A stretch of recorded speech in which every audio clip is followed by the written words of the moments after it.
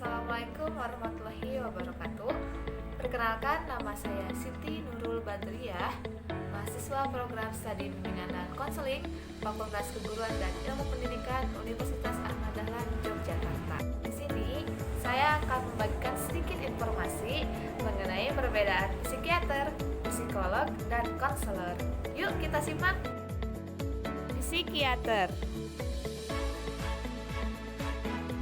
Psikiater adalah profesi dokter yang memiliki spesialisasi dalam diagnosis dan penanganan gangguan emosional. Psikiater tidak hanya menangani gangguan emosional berat, tetapi juga gangguan emosional ringan. Psikiater mempunyai 4 cara dalam penanganan, yaitu BPSS. Yang pertama, biologi atau obat-obatan. Yang kedua, psikologi atau konsultasi. Yang ketiga, sosial atau penanganan sosial. Dan yang keempat, spiritual atau agama. Gelar yang didapat untuk bisa melakukan praktik psikiater adalah SPKJ atau Spesialis Kedokteran Jiwa. Psikolog. Psikolog adalah ahli dalam bidang praktik psikologi. Bidang ilmu pengetahuan yang mempelajari tingkah laku dan proses mental. Psikologi dapat dikategorikan ke dalam beberapa bidang yang terdapat pada cabang ilmu psikologi yang ditekuni. Contohnya, psikologi klinis dan psikologi pendidikan. Tetapi, kata psikolog lebih sering digunakan untuk menyebut ahli psikologi dalam bidang kesehatan mental.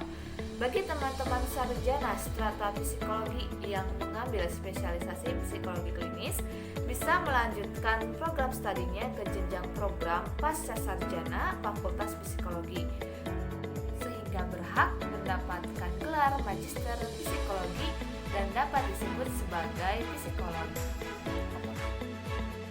Konselor. Konselor adalah seseorang yang mempunyai keahlian untuk melakukan konseling atau pendidikan, berlatar belakang minimal sarjana strata bimbingan dan konseling atau BK, psikologi pendidikan dan bimbingan atau PPB, dan bimbingan penyuluhan atau BP.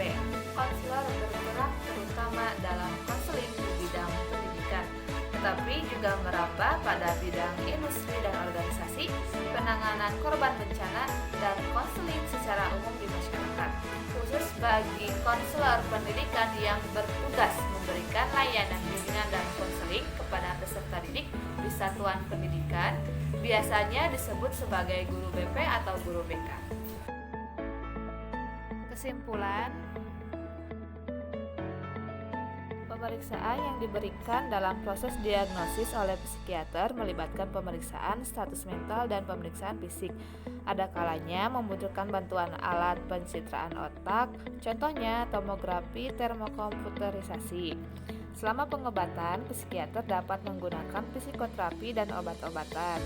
Nah, di sini hanya psikiater yang boleh memberikan obat-obatan. Psikolog yang paling dekat dengan psikiater adalah psikolog klinis yang juga menangani kasus-kasus kejiwaan baik anak maupun dewasa, menelaah gejala-gejala psikologis dan melakukan psikoterapi sebagai bentuk penanganannya. Karena gejala psikologis tak kelihatan, maka pemeriksaan dan penanganannya bisa menghabiskan waktu 1-2 jam bahkan kadang lebih. Untuk kasus berat, pasien perlu bolak-balik untuk pemeriksaan. Psikolog juga berkompeten melakukan dan menginterpretasikan berbagai macam tes psikologi seperti tes IQ, tes minat bakat, tes kepribadian, dan sebagainya. Nah, dan terakhir untuk konselor biasanya membantu klien dengan proses konseling, terutama klien-klien dengan masalah berat. Namun untuk masalah yang lebih mendalam, konselor perlu merujuk pasien kepada psikolog atau psikiater. Untuk kasus-kasus berat, seringkali butuh penanganan psikologi plus psikiater. Jadi, tak tertutup kemungkinan adanya kerjasama antara psikiater, psikolog, dan konselor. Nah, bagaimana? Sudah tahu kan perbedaan psikiater, psikolog, dan konselor? Jangan sampai salah lagi ya. Bagi teman-teman yang ingin melanjutkan program studi ke jenjang yang lebih tinggi lagi, pilihlah jurusan yang sesuai dengan bakat minat yang dimiliki. Sekian dari saya, kurang lebihnya mohon maaf. Assalamualaikum warahmatullahi wabarakatuh. Bye.